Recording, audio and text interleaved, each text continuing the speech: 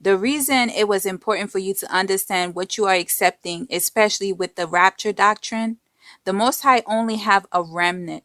The beast system via religion wants to make it seem as if everyone who accepts Jesus Christ will be saved. Christianity is the largest faith in religion. Christianity has approximately 2.4 billion believers. According to recent data, 87% of the world's population have some sort of religious faith.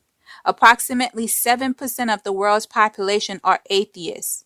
If you add both groups together, you have a combined total of 94% of the world's population trapped in religion or have no connection with the Most High through atheism.